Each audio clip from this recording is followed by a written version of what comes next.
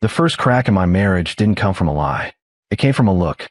It happened 2 weeks before everything blew up, right in the middle of a random Tuesday evening. I walked into the living room carrying 2 mugs of tea, expecting to find my wife, Lauren, curled up on the couch like she always did. But instead, she was standing near the window, staring at her phone with a softness I hadn't seen directed at me in months. A tiny smile tugged at her lips, quiet, secret, almost tender. When she sensed me behind her, she flinched. The smile vanished. She locked her phone so fast it was almost reflex. "Long day?" I asked, trying to sound casual even though something inside me tugged uncomfortably. "Just work," she said, brushing past me. "You wouldn't understand the pressure I'm under." But I did understand pressure. I understood distance. And I understood when someone I loved was slipping away from me inch by inch. Over the next days, the changes multiplied. Late showers, shorter conversations, new perfume she wore only when she stayed late, and the way she angled her phone away from me. Always. But the moment that truly lingered happened on Friday morning. She stood in front of the mirror, adjusting her hair with a level of excitement I hadn't seen in a long time. "Special meeting," I teased. She froze for half a second, barely noticeable, but noticeable enough. "Just clients," she replied. "Clients. Always clients." What she didn't know was that my gut had already started piecing things together, even if my heart wasn't ready to admit it. That night, while she was preparing invoices, she stepped away to take a call. She whispered in the hallway, soft, breathy, cautious. I couldn't make out every word, but I heard enough. "I'll be there. Yes, the hotel, no. He doesn't suspect anything." My pulse spiked. My entire body went still. I felt like the ground slid out from under me. But I kept my expression steady when she returned. She didn't know I had heard. When she finally looked at me again, her face softened the way it used to before we drifted apart. She walked toward me, placed a hand on my shoulder, and said, "Don't wait up too late tomorrow, okay? I've got another meeting. It's important." Her eyes held a plea. "Don't question me." Something inside me cracked. Not anger, not jealousy, a quiet, cold clarity. She thought I would sit at home, waiting like a loyal shadow. She thought I'd swallow my doubts, my instincts, every whisper of truth screaming inside me. But she didn't know who I became once I felt betrayal creeping into the walls of my home.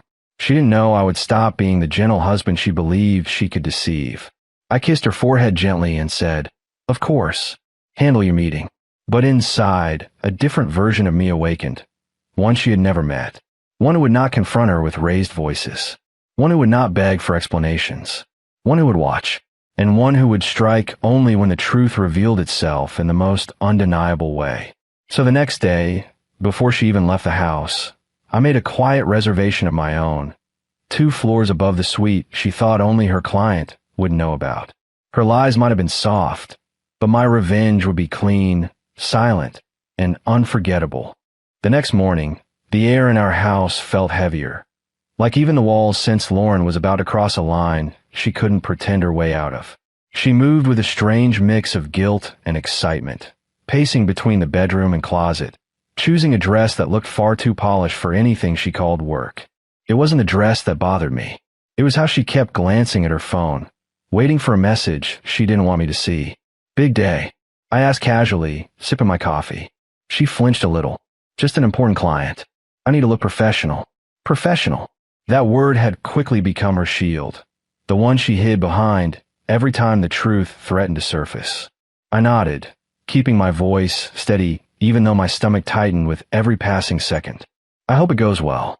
She smiled, but it didn't reach her eyes. "Thanks, Cole. I'll text you when I'm done." A lie. She wouldn't text. I knew that now. When the door closed behind her, I didn't sit around waiting. I'd already checked the hotel's reservation times, mapped out the layout, and confirmed the exact suite number she was headed to, Suite A14, booked under the name Grant Holloway, her client. Grant wasn't just any client. He was her supervisor, married, known for blurring lines with women who felt overlooked at home or underappreciated at work. And yet Lauren treated him like some harmless professional contact. By noon, I was checking into my own room, Suite 1016, 2 floors above them, moving with a calm that startled even me. For the first time in months, my head felt clear. No confusion, No doubt. No denial. Just direction. The room was quiet when I entered. A muted cityscape glowed through the window. I set my small bag on the bed, pulled out my notebook, and laid out my plan with careful precision. I wasn't here to explode or accuse. I wasn't here to create a scene. I was here to watch, to verify, to gather truth in a way that could never be twisted later. And ultimately, to end things on my terms, not hers. My phone buzzed. Dylan, you sure you want to do this, man? Me, I need to see it for myself. Dylan, I'm here if you need anything. Don't let anger drive you. Let clarity drive you. Clarity. That was exactly what guided me. Around 1:15 p.m., I positioned myself in the hallway near the elevator, pretending to check emails. I didn't have to wait long. The elevator dinged softly, and Lauren stepped out wearing the same confident smile I'd seen her practice in the mirror. The smile she used to give me when she still wanted my attention. But something else happened then. She looked almost nervous, excited nervous. She approached Suite 814 slowly, smoothing her hair, adjusting her dress. She checked her reflection in her phone screen like she wanted to impress someone. Not a client, but a man she was emotionally invested in. The door opened before she even knocked. Grant Holloway, wearing a suit jacket that looked too casual for professionalism, greeted her with an overly warm smile. "Lauren," he said softly. "Grant." Her voice dropped into a tone I hadn't heard in months. Warm, shy, flirtatious. My grip on my phone tightened, but my face remained steady. I stepped back into a recess in the hallway wall, hidden enough not to be noticed, yet close enough to observe. No physical contact, not in the hallway, but the emotional intimacy was unmistakable. They went inside together. The door closed, and any remaining fragments of denial remaining in me crumbled. This wasn't a misunderstanding. This wasn't insecurity. This wasn't a rough patch in marriage. This was betrayal in its rawest form. I walked back to the elevator with slow, deliberate steps. Every part of me felt heavy, not from anger, but from realization. The woman I had loved, defended, supported, and trusted was now emotionally giving herself to someone else. Not physically, not yet, at least, but emotionally, she was already gone. Back in my room, I sat on the edge of the bed and stared at the floor. My chest tightened, my eyes burned, my heart raced with a cold, steady ache that pulsed through every vein. But beneath that pain, something else awakened. A controlled, quiet resolve. She thought she was conducting this in the dark. She thought she could return home hours later, smiling, pretending it was a productive meeting. She thought I'd swallow another lie because confronting her would make me look controlling. But she forgot something crucial. I wasn't the type to explode. I didn't fight with raised voices. I didn't make messy scenes. I ended things with precision. I gathered facts. I protected myself. And then I delivered consequences so clean and irrefutable that the person who betrayed me had no room left to twist the story. So while she entertained her important client, I made another reservation, this time with HR from her company and with Grant's wife, Sienna, who had long suspected something was off. And they all agreed to meet me later that evening. If Lauren was going to rewrite my role in her life, I would rewrite the ending of ours. One she would never forget. I didn't pace. I didn't panic. I didn't sit at the edge of the bed and tear myself apart with questions that no longer mattered. Instead, I opened my laptop and spread out the documents I've been collecting over the past few weeks. Small signals, suspicious calendar notes, late-night messages she thought I didn't hear, and screenshots showing her sudden travel reimbursements that didn't match her workload. Not proof of a full affair, but proof of a path leading straight to one. Enough that HR was willing to take my concern seriously. Enough that Sienna Holloway, Grant's wife, responded to my message with, "I knew something wasn't right. Tell me what floor you're on. I'm coming." I felt a strange calm wash over me. Not relief, calm. The kind of calm that comes when devastation settles and clarity finally sits beside it. Around 3:40 p.m., a soft knock sounded on my door. I opened it to find Sienna, sunglasses on, hair pulled back, expression tight with equal parts fear and determination. "Cole," she asked quietly. "Yes, thank you for coming." She stepped inside. The moment she saw the open folder on the bed, her shoulders sagged like she'd been carrying the weight alone for years. "I told them I needed some time to myself today," she whispered, removing her sunglasses. He didn't even notice I was upset. He just said he had a meeting at this hotel. She let out a hollow laugh. A meeting. Of course. Her pain mirrored mine. Sharp, fresh, and humiliating in a way only betrayal can deliver. Have you ever confronted him? I asked softly. She shook her head. Every time I tried, he'd say I was being dramatic, that he's just mentoring her. But the way he talks about her at home, she paused, swallowing. It's not professional, Cole. Not even close. That confirmed everything I already feared. I sat with her, explaining what I'd seen, Lauren smoothing her dress before knocking, Grant greeting her with a tone too familiar, their shared smile, the emotional closeness between them. I made sure to tell her I hadn't crossed any boundaries or invaded privacy. What I saw was in the open. Sienna pressed her hand to her mouth. He always crosses lines, quietly, carefully, just enough to confuse me, but not enough to get caught. I met her eyes. He's caught now. We sat in silence for a moment, two strangers connected by the same wound, breathing in the painful truth of what our spouses had risked for a thrill, an ego boost, or the illusion of someone new. Then Sienna straightened. So what do? We don't storm down there, I said. We don't yell. We don't break anything. That's what they expect, chaos. But we're not giving them chaos. She nodded slowly. We give them clarity. Exactly.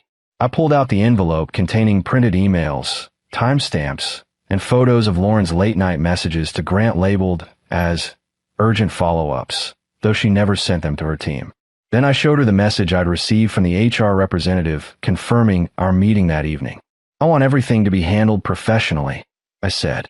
No rumors. No accusations without proof. Just truth. And consequences, Sienna added, jaw tight. Consequences, I agreed. By 4:15 p.m., the hallway outside my room grew quiet again. I sat by the window, watching the hotel entrance below. Cars came and went. People moved through the lobby with easy confidence. But I felt none of that. I felt a cold, steady resolve growing inside me. A part of myself I didn't know existed until betrayal carved it out. Around 5 p.m., I saw them through the glass reflection of a building across the street. Lauren and Grant stepping into the lobby together, laughing as if they hadn't just unraveled the lives of two people who trusted them. Lauren touched her hair, the same gesture she always used when she wanted someone to notice her. Grant leaned in a little too close. She didn't step back. I swallowed, forcing my breath to stay even. They walked toward the elevators, and that was when I turned away, because watching more wouldn't add clarity. The truth was established. My path now relied on timing, precision, and calm. A knock came at 6:10 p.m. This time, it wasn't Sienna. It was HR Representative Daniel Reed, a man with a strict posture and a tone that carried weight. Mr. Mercer, he said, thank you for reaching out. We prefer to address potential misconduct discreetly, so we appreciate your cooperation. I shook his hand firmly. I'm not here to embarrass anyone. I just want the truth handled correctly. Daniel stepped inside and reviewed the documentation. His eyebrows tightened. This is highly concerning, he said. Given her reporting structure, this crosses multiple boundaries. Sienna returned shortly after, quiet but composed. Together, we finalized our plan. An official conversation with both of them present, clear documentation, and no room for denial. When everything was prepared, Daniel said, "Shall we?" I took one long breath. This wasn't anger. This wasn't vengeance. This was the moment when betrayal met truth. We walked down the hallway together. Floor 8, Suite 814, the place where they believed their secrets were safe. I raised my hand. My heart beat with an eerie steadiness. Then I knocked. Soft, calm, but final. The door didn't open right away. For a full 5 seconds, all we heard was shuffling. Hurried, panicked, unprepared. The kind of shuffling people make when they know they're doing something they shouldn't be doing. Then the door cracked open, just enough for Grant Holloway's face to appear. His confident expression collapsed the moment he saw me, Sienna, and Daniel Reed from HR standing shoulder to shoulder in the hallway. His voice shook. "See, Cole? Sienna? Well, what is this?" Before he could gather himself, Lauren appeared behind him, adjusting her blouse, cheeks flushed, eyes widened in a fear she couldn't hide. She froze when she saw me, completely froze. Her purse lay open on the couch behind her, her perfume still lingering in the air, the whole scene painted with the kind of intimacy she'd been trying to deny for weeks. "Cole," she whispered, voice cracking. "This isn't what you think." The old me would have broken at those words. The old me would have questioned myself, wondered if I misunderstood, wondered if I was being overly suspicious. But that version of me was gone, replaced by someone who had finally seen the truth with clear, unshaken eyes. I didn't step inside. I didn't raise my voice. I simply looked at her and said calmly, "Lauren, this is exactly what I think it is." She took a step forward, reaching out as if touching me could erase the evidence. "Please, just listen." But Daniel cut in, his tone sharp and official. "Ms. Mercer, Mr. Holloway, we need both of you to step out into the hallway immediately." Grant swallowed hard. His facade had crumbled completely. He glanced at Sienna, who stared back at him with a quiet anger I could feel radiating off her. "Grant," she said, voice low, steady. "I told you I knew something was wrong. You said I was imagining it." He had no answer. None at all. Daniel opened a folder and began reading from the documented policies, outlining the seriousness of their conduct. Inappropriate private meetings, emotional boundary crossing with a direct subordinate, unreported off-site interactions, concealment of work-related communication. Each sentence tightened the air around them. Each policy violation they heard drained the color from their faces. Lauren finally broke. "Cole, please, can we talk alone? Please." Her voice trembled desperately, but I stayed composed. "The time for talking alone ended when you started meeting him alone." Her lips shook. We didn't. It's not what it looks like." Sienna stepped forward. "It looks exactly like what it is." Lauren tried again, voice cracking fully now. "Cole, please don't do this. I can explain." I met her tearful eyes, not with anger, but with a calm she never expected. "You kept telling me not to worry," I said quietly. "But trust isn't something you ask for. It's something you protect. And you stopped protecting it." Tears spilled down her cheeks. I continued. "You didn't just betray a marriage. You betrayed the version of me who believed you without question. That's the part that hurts the most." For a moment, the hallway was completely silent. Then Daniel delivered the final blow, not with cruelty, but with procedure. "Ms. Mercer, Mr. Holloway, you are both placed on immediate leave pending investigation. We will hold separate formal meetings tomorrow. Please collect your things and exit the premises." Grant's shoulders fell. Lauren covered her mouth with her hand, sobbing quietly. As they stood there, unraveling under the weight of their own choices, I felt something unexpected, relief. Not because I had won anything, but because the truth had finally stopped hiding. When Lauren tried to reach for me again, I took a single step back. "Don't," I said softly. "Today, I choose myself." Her expression broke completely. Sienna exhaled shakily beside me. "Thank you, Cole, for not letting them keep us in the dark." I nodded. Then I turned away from the scene, calm, steady, whole, and walked toward the elevator, leaving behind the version of my life that had already ended long before this day. As the doors closed, I realized something. The revenge I chose wasn't loud. It wasn't chaotic. It wasn't dramatic. It was clarity. It was truth. And it was freedom. A clean ending, delivered with the same silence they once used to deceive me.